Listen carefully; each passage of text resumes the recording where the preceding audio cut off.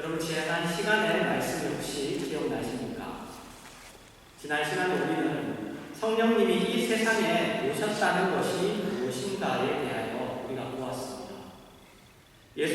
성령님이 이 세상에 오셨다는 것은 예수님이 이 세상에 계시지 않으신 증거라고 했습니다. 예수님이 이 세상에 계시지 않으시고 이 세상으로부터 하나님 아버지께로 돌아가신 증거이죠. 그리고 이 세상에 오신 성령님이 죄와 의와 심판에 대하여 세상을 책망하신다는 그 내용을 보았습니다.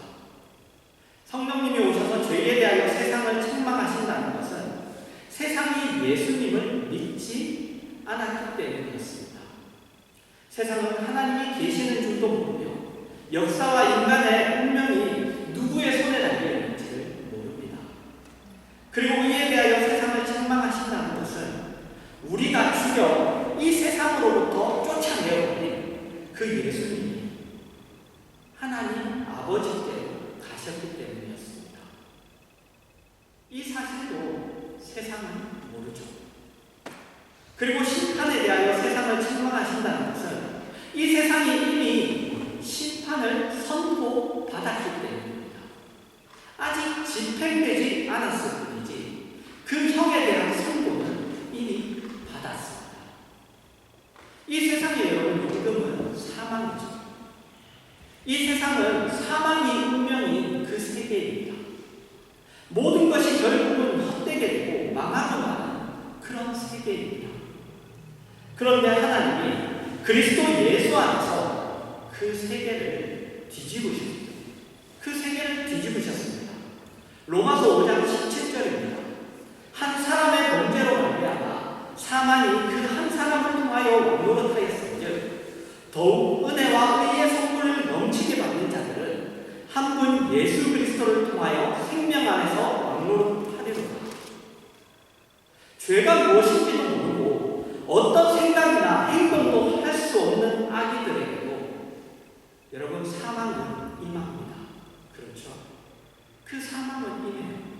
죄를 지어본 적도 없고 아니 죄에 대한 생각도 가지지 않는 그런 아기들, 그 사망은 임합니다. 그것과 같이 하나님을 알지도 못하고 믿지도 못하고 자기 마음대로 살고 있는 이 세상에도 사망이 임하는 것이 아니라 하나님의 구원은 임하고 있습니다. 그러나 세상은 그것을 모르죠. 그런 아무것도 모르는 세상 속에서 우리만이 그 모든 사실을 압니다. 우리만이 예수님을 알고 그분의 제자가 되었습니다. 그리고 예수님이 이 세상에게 외면을 당하시고 배척을 받으시면서 그 하나님 아버지의 일을 하신 것 같이 세상에 알지도 못하고 이해하지도 못한 바로 그 일이 누구에게? 바로 우리에게 남겨져 있습니다. 그러나 예수님, 이제 나는 내 할 일을 다 하고 돌아갈 테니 이제 남은 일은 너희가 알아서 해라. 너희가 이제 알아서 그 일을 해라. 이렇게 하시고 하나님 아버지께로 돌아가신 것이 아니라 성령님을 보내셨죠. 성령님을 보내셨습니다. 그리고 그 성령님이 지금 우리와 함께 하십니다. 여러분 한 분 한 분과 그 성령님이 함께 하시죠. 그리고 그 성령님이 우리를 통하여 성령님이 하시던 그 일, 세상을 책망하시는 일을 하십니다. 그런데 그 일을 어떻게 하시느냐 하면 심판이라는 방법이 아니라 증언이라는 방법으로 하십니다.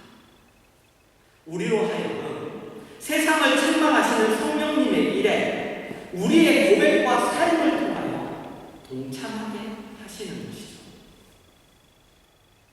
여러분, 에베소서 5장 8절에서 14절입니다. 너희가 전에는 어둠이더니 이제는 주 안에서 빛이라. 빛의 자녀들처럼 행하라.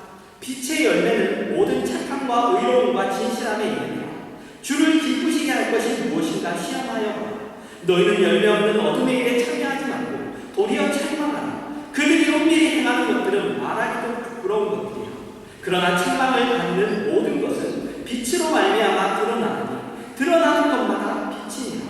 그러므로 이르시기를 잠자는 자여 깨어서 죽는 자들 가운데서 일어나 그리스도께서 너에게 비추시리라 하셨느니라. 여러분, 우리가 빛입니다. 우리로 인하여 세상 사람들은 자신들이 죽음과 절망 아래 있다는 것을 깨닫게 되고 최소한 그런 보전을 받게 됩니다.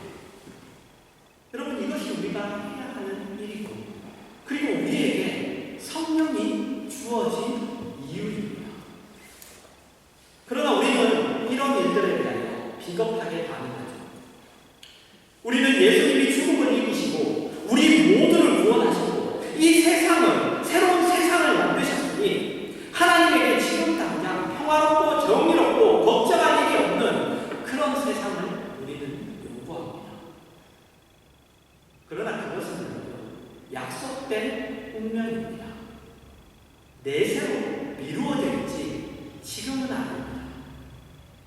지금 이 세상에서 우리가 요구할 것은 그런 것이 아니라 어떤 것이냐면 이런 물음입니다. 하나님, 왜 지금 이 세상을 우리에게 살게 하십니까? 하나님, 아들을 십자가에 못 박는 그런 대단한 일도 하셨으면서 왜 아직도 죄가 권세를 잡고 있는 것 같은, 실패와 절망이 전부인 것 같은 이 세상을 우리에게 살도록 하십니까? 우리는 이렇게 물어야 합니다. 그것을 묻는 자리에서 우리는 예수님이 이 땅에 오셔서 고난을 받으시고 우리가 가진 현실의 그 가장 밑바닥까지 찾아오셨다는 그 사실이 얼마나 우리에게 큰 은혜인가를 우리가 발견하게 되죠. 우리는 어떤 상황과 경우에도 절망할 필요가 없고 우리의 못난 것으로 인하여 우리가 포기되어지지 않는다는 것을 확인하게 됩니다. 여러분, 너무나 감사한 일이죠. 바로 그 일을 우리에게 맡기십니다. 여러분, 우리는 그분의 제자입니다. 그분의 제자. 여러분, 학생과 제자는 다릅니다. 그죠? 학생은 뭡니까? 배우면 끝이죠. 그냥 배우면 끝입니다. 그러나 제자는 그렇지 않습니다. 제자는 배운 것을 따라합니다. 제자는 배운 것을 따라해요. 여러분, 우리는 예수님의 제자입니다. 예수님은 분명히 요한복음 14장에서 이렇게 약속하셨습니다. 14장 12절입니다. 내가 진실로 진실로 너희에게 이르노니 나를 믿는 자는 내가 하는 일을 그도 할 것이요 또한 그보다 큰 일도 하리니 이는 내가 아버지께로 갑니다. 여러분, 우리는 예수님이 행하셨던 하나님의 은혜와 구원 그리고 영광의 약속들의 증인입니다. 그것들을 이 세상에서 살아내라는 약속과 명령 안에 우리가 있습니다. 그러면 우리는 어떻게 해야 돼요? 여러분, 세상이 가지는 최고의 선은 도덕입니다. 옳고 그른 것, 그것 외에 그 이상의 가치는 없습니다. 그리고 현실을 지배하는 원리는 실용성이죠. 이해관계. 그것보다 더 무서운 것은 없습니다. 그러나 예수님이 오시면 그런 것들과는 비교도 되지 않죠. 하나님은 우리를 사랑하셔서 우리를 구원하기 위하여 예수님을 보내십니다. 그 예수님의 오심은 하나님의 특별한 은혜죠. 그리고 권능입니다. 지혜입니다. 그분의 성실하심입니다. 바로 그것에 참여하는 것이 여러분, 바로 우리가 해야 하는 것입니다. 예수님의 성육신에서 예수님이 받으신 고난이, 그 배척이 우리의 인생에도 똑같이 있게 됩니다. 예수님이 하시는 말씀을 다 이해 못했고 아무도 믿지 않고 제자들은 그들의 생각에 그 한계 속에 붙잡혀 있었습니다. 그래서 예수님이 십자가를 지시자 다 도망갔었습니다. 그렇게 이 세상은 모릅니다. 그러나 우리는 압니다. 우리는 예수님이 지신 십자가가 부활을 여는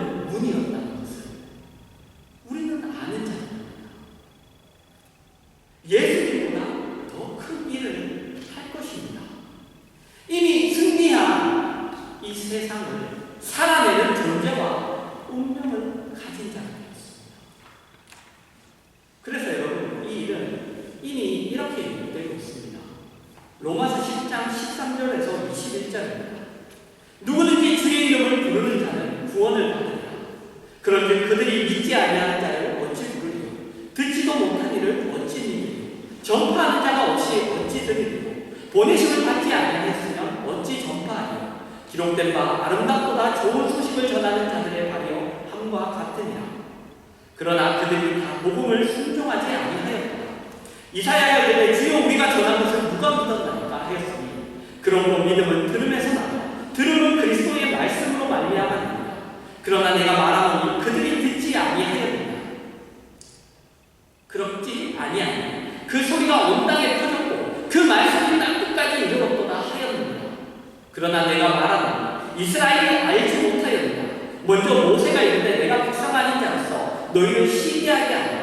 미련한 백성으로서 너희를 노엽게 하리라 했고, 이사야는 매우 담대하여 내가 나를 찾지 아니한 자들에게 찾음받고 내게 묻지 아니한 자들에게 나타난노라 말하였고, 이스라엘에 대하여 이르되 순종하지 아니하고 거슬러 말하는 백성에게 내가 종일 내 손을 벌렸노라 하였느니라. 여러분, 예수님을 믿으면 구원을 얻습니다. 그런데 그것은 우리가 스스로 만들어낼 수 있는 것이 아닙니다. 우리 안에 생산되어지는 것이 아닙니다. 누군가가 가서 전해야 합니다. 그래서 하나님이 누군가를 보내십니다. 그런데 아무도 믿지 않습니다. 듣지 않습니다. 알지 못합니다. 예수님을 믿어 얻는 구원, 하나님의 뜻, 하나님의 목적, 하나님의 정성이 하나님으로부터 보냄을 받은 사람들을 통하여 전해집니다. 그러나 사람들은 아무 반응하지 않습니다. 그러나 하나님은 계속하십니다. 포기하시지 않으십니다. 하나님으로부터 보냄을 받은 자들은 찾지도 않고 묻지도 않는 자들에게까지 찾아갈 것입니다. 하나님은 역사의 끝날까지 그 일을 계속하실 것입니다. 바로 그 일에 우리가 부름을 받고 있습니다. 그러나 우리는 어떻습니까? 천국은 가지 마요. 이 세상에는 세상과 싸우지 않고 그저 편하게 그렇게 살려고 합니다. 비겁한 일이죠. 여러분, 왜 이런 일이 우리에게 발생할까요? 왜? 하나님의 일하심에 대한 자부심, 성도의 인생을 사는 그 자부심, 명예와 영광에 대한 행복이 왜 우리에게는 생기지 않을까요? 로마서 3장 23절에서 26절입니다. 모든 사람이 죄를 범하였으며 하나님의 영광에 이르지 못하더니 그리스도 예수 안에 있는 성령으로 말미암아 하나님의 은혜로 값없이 의롭다 하심을 얻은 자들이었느니라. 이 예수를 하나님이 그의 피로써 믿음으로 말미암는 화목 제물로 세우셨으니 이는 하나님께서 깊이 참으시는 중에 전에 지은 죄를 간과하심으로 자기의 의로우심을 나타내려 하시니 곧 이때에 자기의 의로우심을 나타내사 자기도 의로우시며 또한 예수 믿는 자를 의롭다 하려 하시니라. 여러분, 하나님이 예수를 믿는 믿음, 그 믿음으로 우리를 그분의 자녀로 하나님의 영광으로 붙드셨습니다. 그것이 하나님의 의, 하나님이 우리에게 허락하신 의입니다. 여러분, 이 의를 어떻게 이해할 수 있을까요? 어떤 식으로? 아마 이 의를 가장 분명하게 이해할 수 있는 그 표현을 찾는다면 바로 의리입니다. 의리. 여러분, 의리 아십니까? 의리. 그죠? 그 의리로 죽고 사는 그 누구죠? 의리하는 그 김보성 씨 있죠? 그분은 의리로 죽고 살고. 여러분, 이 의리를 가장 잘 우리가 이해할 수 있는 표현을 찾는다면 아마 의리예요. 의리. 여러분, 의리란 뭡니까? 서로 편을 드는 것입니다. 그죠? 서로 편을 드는 거예요. 그래서 의리는 여러분, 어떤 사회에 가장 많이 있죠? 누구에게 가장 많이 있습니까? 의리 그러면 깡패. 그죠? 깡패 사회에 의리가 있습니다. 깡패 사회에는 의리가 있지만 여러분, 우리가 살아가는 공적인 사회에는 의리가 의리가 없습니다. 왜죠? 이 공적인 사회에는 공정성과 객관성과 원칙밖에 없습니다. 그러나 건달 사회는, 그 깡패 사회는 그들이 쫓기는 자입니다. 그들은 숨어야 하는 자입니다. 그래서 그들이 믿을 수 있는 것은 서로의 편을 드는 것밖에 없습니다. 그것이 무너지면 아무것도 남는 것이 없습니다. 그래서 여러분, 깡패, 그 사회에는 의리가 있습니다. 여러분, 하나님이 예수 그리스도 안에서 의리를 지키셨습니다. 이게 무슨 뜻일까요? 하나님은 그분의 형상대로 자기가 사랑할, 자기가 만든 세상을 다스릴 인간을 창조하셨죠. 그런데 그 인간이 배반했습니다. 그러자 하나님은 어떻게 하셨죠? 객관적이고 공정한 원칙을 적용하셨습니까? 아니죠. 그렇게 하시지 않으시고 의리를 지키기로 하십니다. 자신의 자존심을 지키시며 자신의 목적을 기억고 이루십니다. 그것이 여러분, 우리 인류의 역사예요. 하나님이 예수님을 보내신 이유이고, 그리고 예수님이 하신 일입니다. 여러분, 의리는 편파적인 것입니다. 공정과 원칙을 넘어서는 것입니다. 공정과 원칙을 무시하는 것이 아니라 공정과 원칙을 그보다 넘어서는 거예요. 하나님이 도덕성이나 원칙이 없으신 분이 아니라 그보다 더한 것입니다. 우리가 보통 말하는 은혜입니다. 은혜는 여러분, 잘하는 사람에게 주는 보상이 아닙니다. 그죠? 은혜는 잘하는 사람에게 주는 보상이 아니라 받을 자격이 결단코 없는 자에게 주는 하나님의 편입니다. 우리를 결코 외면하지 않겠다, 결코 내버려두지 않겠다는, 우상에게 넘기지 않으며 사망으로부터 포기하지 않겠다는 지금까지 인류 역사를 통하여 하나님이 하신 일입니다. 하나님 되십니다. 하나님의 하나님다우십니다. 아담의 배신과 거역을 하나님이 그대로 받으시고 용서하십니다. 여러분, 여기가 놀라운 부분입니다. 왜 그렇게 하실까요? 왜냐하면 하나님의 목적은 죄 없는 인간, 말 잘 듣는 인간을 만드는 것이 아닙니다. 그것이 아니라 사랑하고 서로 믿을 대상을 만드는 것이 목적입니다. 여러분, 이 둘 사이에 어떤 차이가 있을까요? 우리가 세상에서 가지는 최고의 가치는 도덕성과 실용성인데, 그것들은 여러분 비정합니다. 칼로 찔러도, 아니 바늘로 찔러도 피 한 방울 안 나오니까 비정합니다. 우리가 누구와 친해질 때도 여러분, 이해관계나 공감으로 인하여 친해졌다가 그것이 깨지면 그 친함도 깨져버리죠. 그런데 그런 것들이 깨져도 깨지지 않는 관계, 원칙과 이해와 이익이 깨져도 그대로 유지되는 관계, 어떤 관계죠?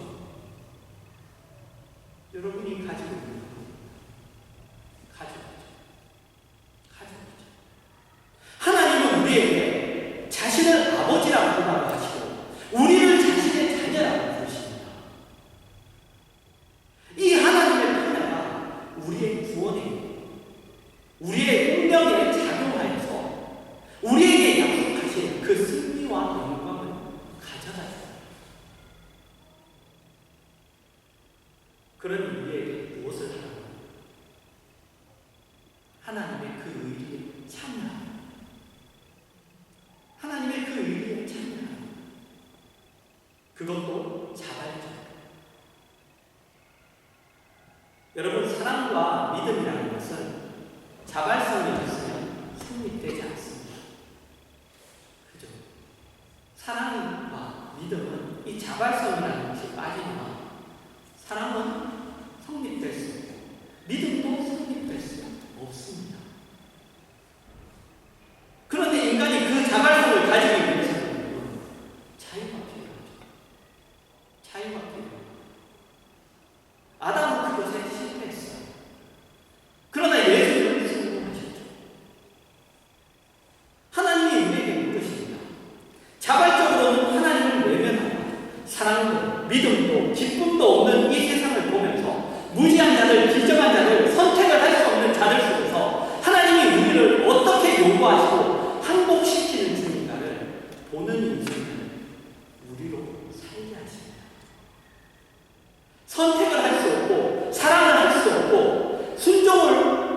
없는 그 존재에서 그것을 할 수 있는 존재로 우리를 부르십니다. 의리를 사용할 수 있는 자리에 이를 줍니다. 그 의리를 사용할 수 있는. 여러분, 이것이 자유입니다. 자유. 이 자유는 선택권이고 선택은 기회가 있어요. 여러분, 자유는 한 번 잘하겠다고 생각하면 저절로 결과를 만드는 것이 아니라 매 경우마다 실력이 고스란히 드러나는 수많은 경험을 가져야 해요. 한 사람이 훌륭해지며 자발성을 가지며 안목을 가지며 분별할 수 있으며 실력이 생기는 일을 위하여 하나님은 이 긴 인류 역사를 허락하셨고 우리에게 죽을 것 같은 이 인생을 허락하십니다. 그 속에서 여러분의 실패가 아니라 다시는 이렇게 하지 않겠다, 다시는 내가 이렇게 살지 않겠다라고 하는 그 생각을 하는 기회죠.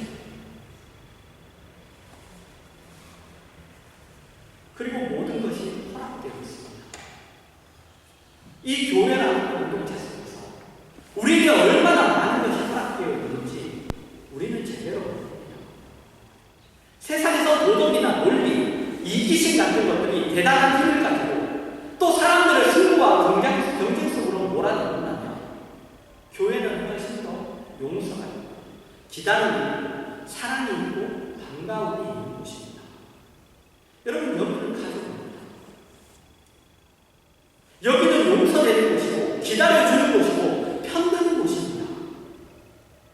하나님이 우리를 편들고 우리에게 전 인류를 향한 그 하나님의 뜻에 편을 드는 자의 증인은 그 하나님의 손길로 서라고 그렇게 요구하는 것이 바로 우리 성도가 가진 현실입니다. 여러분, 우리가 멋있을 수 있는 기회입니다. 해볼 수 있는 기회입니다. 그러나 아무도 안 합니다. 반가운 인사 하나 못합니다. 웃지 못합니다. 항상 웃으라고 말씀하죠. 여러분들에게 웃으라고. 반갑게 인사하라고. 여러분, 웃는다는 것은 세상 사람들은 할 수가 없습니다. 세상 사람들은 아참을 떨 수 있어도 아양을 떨 수 있어도 웃을 수 없습니다. 왜죠? 뒤가 없기 때문에. 그들에게는 그들을 지켜주는 그들 편이 없습니다. 우리는 우리 편이 있죠. 내가 어떤 자리에 떨어질지라도 거기까지 찾아올 우리 하나님 계십니다. 그런데 왜 못 웃습니까? 몰라서 그렇죠. 에베소서 5장 15절에서 21절입니다. 그런즉 너희가 어떻게 행할지를 자세히 주의하여 지혜 없는 자같이 하지 말고 오직 지혜 있는 자같이 하여 세월을 아끼라. 때가 악하니라. 그러므로 어리석은 자가 되지 말고 오직 주의 뜻이 무엇인가 이해하라. 술 취하지 말라. 이는 방탕한 것이니 오직 성령으로 충만함을 받으라. 시와 찬송과 신령한 노래들로 서로 화답하며 너희의 마음으로 주께 노래하며 찬송하며 범사의 우리 주 예수 그리스도의 이름으로 항상 아버지 하나님께 감사하며 그리스도를 경외하고 피차 복종하라. 여러분, 이제 성령 충만, 찬송, 감사 이런 말들 이해되십니까? 여러분, 술 취하지 말라. 이는 방탕한 것이니 이건 여러분 도덕적인 이야기가 아닙니다. 성경에서 방탕하다는 것은 허비한다는 것입니다. 낭비한다는 것입니다. 그래서 인생을 헛되게 사용하지 말고 이 기회를 놓치지 말고 성령으로 충만해야 합니다. 성령으로 충만하다는 것은 뭘까요? 그것은 여러분 마음에 진정성으로 가득 차고 자신만만한 것이 아닙니다. 여러분, 예수님이 이 땅에 오셔서 언제나 그 마음이 진정성으로 가득 차고 자신만만하게 하시는 것이 아니죠. 그분은 이렇게까지 고백하셨습니다. 마태복음 26장 36절에서 39절입니다.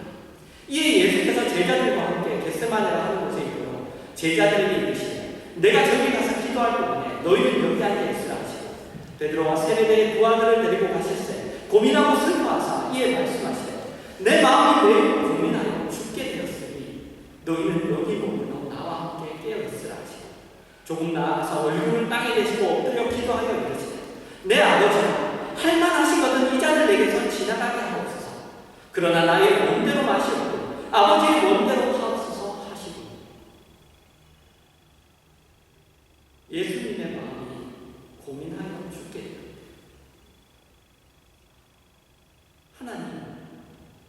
하나님 할만하시면 나 이거 안 하게 해주세요. 이거 치워주세요.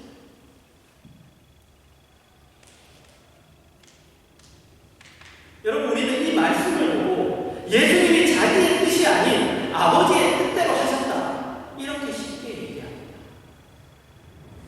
그러나 여러분 그렇게 쉽지 않습니다. 왜냐하면 예수님이 말씀하신 아버지요 나의 원대로 하시옵고 아버지의 원대로 해주십시오. 바로 여러분 그 자리가 그 갈등을 넘어서는 자리이기 때문입니다. 자기 안에 만들어진 자기 안에 일어나는 그 갈등을 넘어서는 자리죠.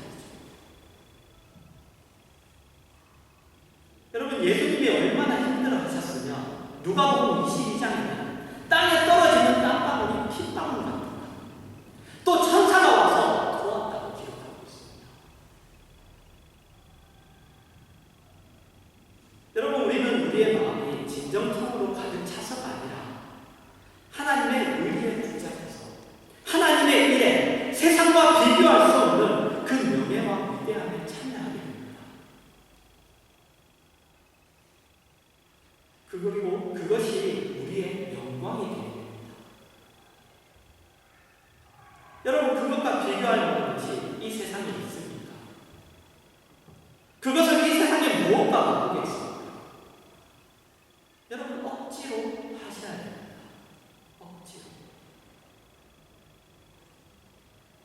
억지로 하셔야 됩니다. 할 것 같은데 못하죠.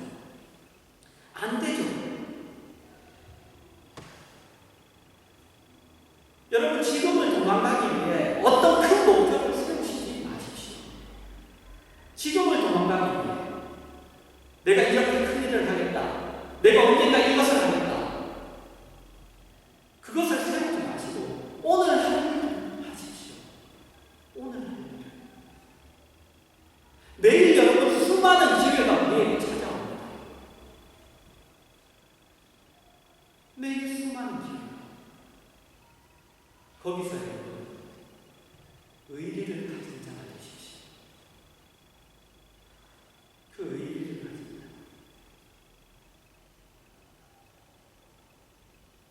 여러분 예수를 믿는다는 고백이 성령이 나와 함께 하신다는 이 현실이 무엇을 해야 되는지를 아시고 하루하루 의리를 지키고 억지로 하는 기적을 경험하는 그러한 여러분들 되시길 주님의 이름으로 축원합니다.